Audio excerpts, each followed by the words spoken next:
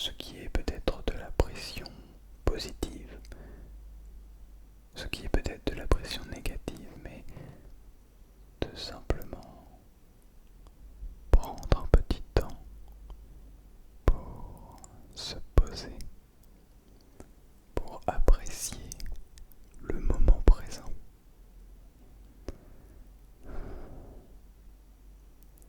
On fait très rarement ce genre de petite pause,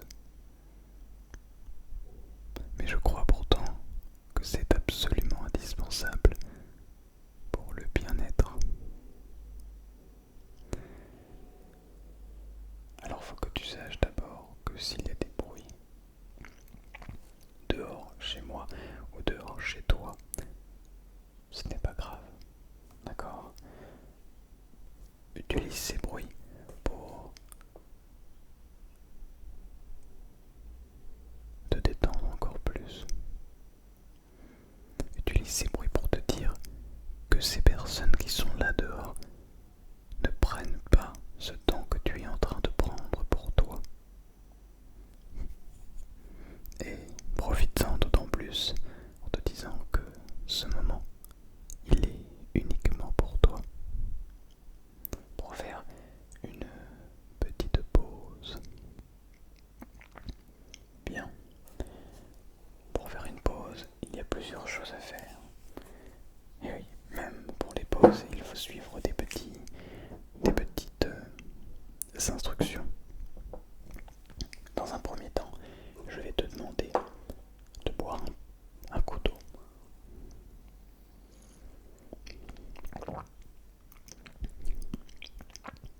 Si ce n'est pas assez, bois-en un deuxième.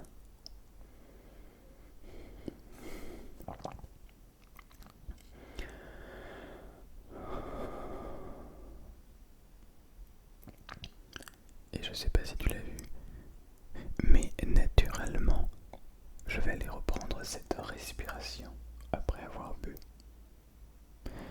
Parce que l'eau vient à l'intérieur de mon corps, mais il faut oxygéner tout cela. On rafraîchit.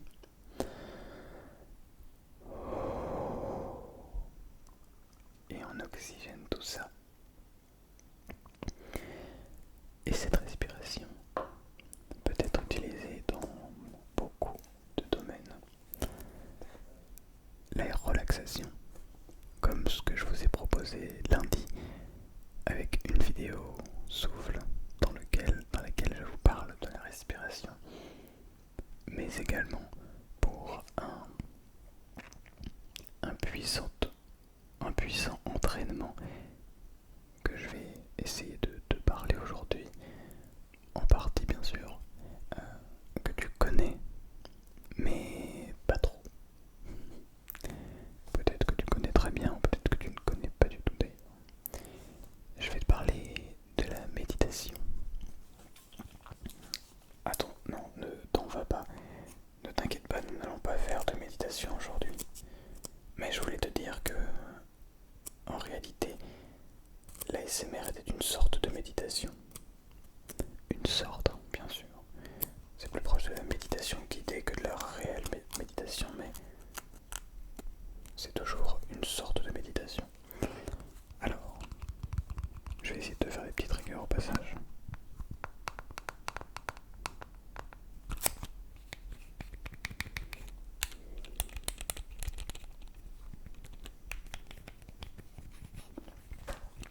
La méditation, qu'est-ce que c'est? C'est un entraînement de notre cerveau à la concentration. Donc la méditation ne signifie pas laisser le flux de ses pensées. Non, bien au contraire. En fait, la méditation, c'est un petit peu comme lorsque tu vas à la salle de sport ou que tu vas courir ou que tu t'entraînes pour un instrument de musique ou que tu travailles, que tu étudies pour tes cours ou que tu répètes encore et encore des exercices qui ne sont à première vue pas très très agréables, mais qui te permettent d'obtenir une connaissance accrue, si on parle de tes études, des compétences accrues, un muscle bien fort, bien rigide, ou au contraire bien souple, mais en tout cas bien travaillé comme tu souhaites le travailler. Eh bien, cette méditation a le même effet, mais pour ta concentration. En fait, c'est un muscle qu'on va venir travailler le plus possible, tous les jours, ou 3 fois par semaine, une fois par semaine. Là ça commence à devenir un peu léger, mais c'est toujours possible, c'est mieux que zéro. Certains le font plusieurs heures par jour. Là ça demande du temps bien sûr, ça demande aussi beaucoup de ressources mentales, parce que faire de la méditation, si vous essayez, vous verrez que au bout de 5 minutes déjà, eh bien c'est difficile. Au bout de quelques jours aussi, au bout de quelques semaines, c'est aussi et toujours difficile. Donc c'est un exercice. À partir du moment où on comprend ça, déjà on peut se poser et réfléchir. On peut voir la méditation comme une pause, comme ce que j'essaie de vous proposer dans cette vidéo. Une pause dans laquelle on va simplement respirer. Voilà, sans objectif. Simplement on va respirer et on va regarder, on va écouter cette respiration. Mais la méditation, ça peut être également décider de stopper toutes nos pensées, de vraiment cesser de réfléchir en se concentrant sur notre respiration, en se concentrant sur une horloge qui tourne, avec le clic, clac, clic, clac, en se concentrant peut-être sur le vent, peut-être en se concentrant sur les vagues qui bougent, sur un son, sur une image, même si c'est peu conseillé de faire sur un son. Mais c'est aussi possible de se faire sur une image. Le tout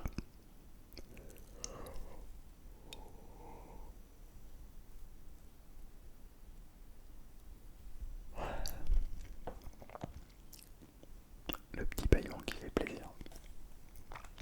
Bailler, c'est important. Ça permet aussi d'oxygéner comme de respirer. Bref, donc tout ça pour vous dire que la méditation, c'est une chose, une manière de faire une pause, de se détendre. Mais c'est aussi une manière de s'exercer. Donc tout ça, ça dépend comment est-ce qu'on décide de voir cette méditation. Bref. Mais c'était pas la seule manière de faire une pause, bien sûr. On peut décider de faire une pause en faisant quelque chose qu'on aime. Je dis n'importe quoi, par exemple. On aime faire des échecs. Eh bien, on va faire des échecs. Et c'est notre pause. On aime dessiner. Eh bien, on va dessiner. Et ce sera notre pause. On aime faire de la musique quand ce n'est pas notre métier. Eh bien, faire de la musique pour nous c'est une pause. Dans mon cas, ce n'est pas une pause parce que j'en fais plusieurs. J'en fais quelques heures par jour, donc mes doigts sont contents quand ça s'arrête. Donc ce n'est pas une pause, mais ça peut l'être pour certains d'entre vous. Auquel cas, c'est très bien. Faire un jeu vidéo, faire du jeu vidéo, jouer, ça peut aussi être une pause. Écoutez des vidéos qui ont pour but de déclencher votre ASMR. Ça, c'est également faire une pause. Écoutez le silence autour de nous.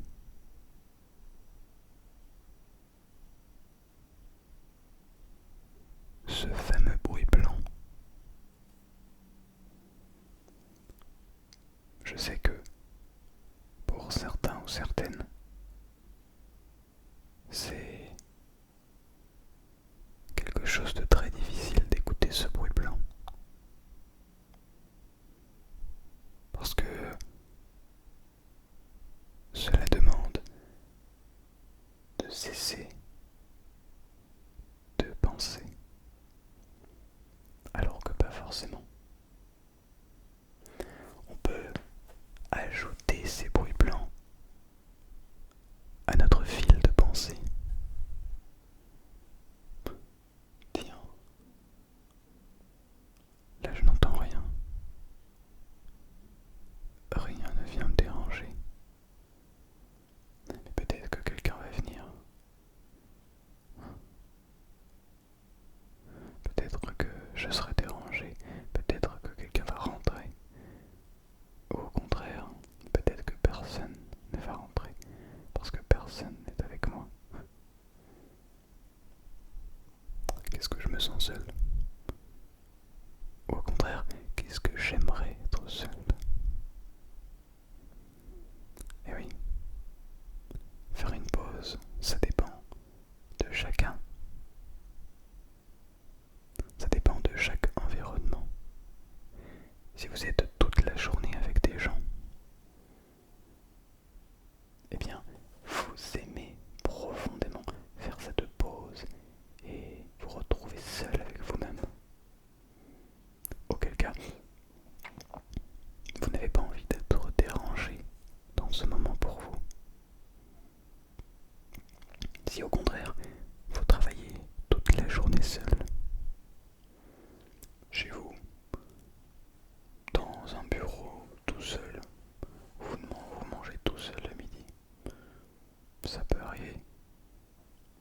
Auquel cas, le soir, vous aurez envie d'être avec d'autres personnes, de passer une soirée avec vos amis, votre famille, les gens qui sont chers pour vous. Et parfois peut-être que eux ont passé une journée avec beaucoup de personnes. Auquel cas eux ont envie d'être seuls. Et oui, tout ça ce sont des petites... comment appeler ça? Des petites incertitudes qu'on ne peut malheureusement pas contrôler, avec lesquelles on doit toujours improviser. Alors, voilà toute la subtilité de la pause. La pause est subjective. Elle peut être vraiment avec de multiples facettes.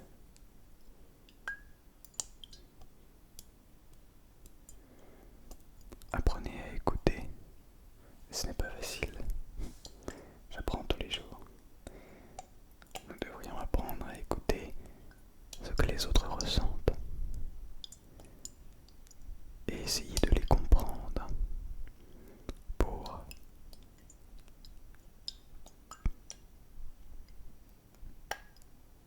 essayer de faire nos propres pauses sans les empêcher de prendre la leur. C'est très facile à dire et moins facile à faire, bien entendu. Surtout que ce n'est pas quelque chose qu'on nous apprend. Oh non, à l'école on ne nous apprend pas à faire des pauses. On nous apprend... Il faut travailler. On nous apprend rarement comment faire, mais on nous dit il faut travailler. Vous devez être fort à l'école. Parce que après vous aurez des gros diplômes, vous pourrez faire des grandes choses. Mais à aucun moment on nous dit, ou c'est très rare, ça existe, il y en a qui le disent, des très bons profs. Mais c'est rare qu'on nous dise, mais prends une pause là. Prends simplement cette soirée pour toi. Prends simplement une petite heure durant laquelle tu vas regarder des séries. Non, pardon. Prends carrément toute cette journée pour faire une pause. Et tu verras qu'après cette journée, tu te sentiras beaucoup mieux.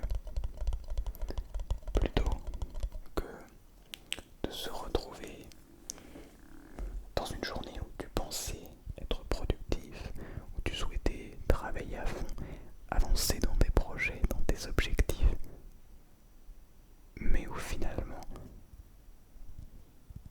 alors parce que c'est un dimanche ou un samedi, tu te retrouves à ne pratiquement rien faire ce que tu avais prévu. Auquel cas, ce n'est pas du repos, parce que ta charge mentale t'empêche de vraiment te détendre, de vraiment te reposer, de vraiment prendre cette pause que tu mérites. Alors que si, le samedi soir, tu te dis « Ok, il me reste quelques heures à travailler, je vais tout terminer comme ça demain. Je ne touche pas à mon travail. Demain, je regarde 5 heures de série. Peut-être 3, c'est déjà très très bien. Je vais jouer aux jeux vidéo avec mon pote, avec qui, tiens d'ailleurs je vais lui écrire un message maintenant pour pouvoir se donner un rendez-vous demain. Puis je vais me lever assez tôt, 10 heures à peu près, 9 heures, 10 heures, le temps de bien dormir quand même, pour pouvoir jouer le matin, parce que j'adore la sensation de pouvoir jouer le matin avec mes amis aux jeux vidéo. Bien, j'adore la sensation de sortir avec eux, de les voir, de parler hors période scolaire. Mais ça n'est possible que parce que j'ai décidé de travailler encore plus dur tout le samedi. Et finalement, j'ai mon dimanche de libre pour faire une très grosse pause. Qu'est-ce que c'est merveilleux. Et puis, arrivé le soir, dimanche soir, vers 18h, je vais me regarder 2 heures de vidéo ASMR avant d'aller manger. Comme ça, je mange et au lit. Impeccable, n'est-ce pas? Je me couche tôt, j'ai pu profiter toute la journée. Je n'étais pas là à réfléchir. Ok, mais il faut que je fasse ça encore. Reçu, j'ai encore ça à faire. Pour au final le faire le dimanche soir, au moment où tu es censé dormir, pour te coucher plus tard et te retrouver le lundi matin, fatigué comme on aime.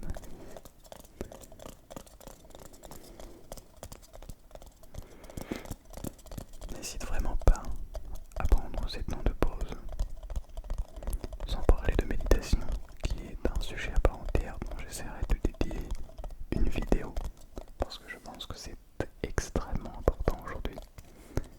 Mais j'attends d'être un petit peu plus avancé dans la matière. Ça ne fait que quelques jours, maintenant ça fait un peu plus d'une semaine que j'arrive à le faire tous les jours, 10 minutes tous les jours. J'en avais déjà fait avant, mais jamais, j'avais enchaîné quelques jours, mais jamais vraiment. Là je vais essayer de le tenir, et le but c'est de tenir sur, pas sur le plus longtemps possible en fait, sur des années, et pas sur quelques jours, quelques semaines. Mais bientôt, du coup, j'espère, si ça fonctionne, pouvoir vous tenir au courant et surtout vous proposer cette méthode miracle pour vous concentrer. Miracle. Non, surtout cet entraînement qui n'est pas facile, qui n'est pas confortable parce que j'essaie en plus d'avoir une position en tailleur, non pas en tailleur,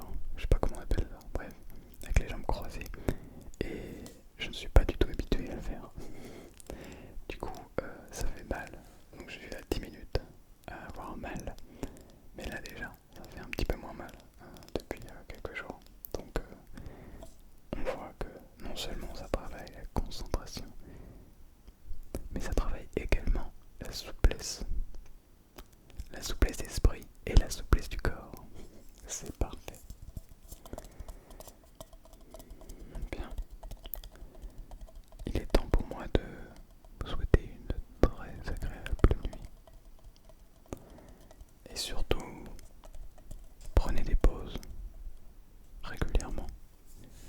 Non seulement vous en avez besoin,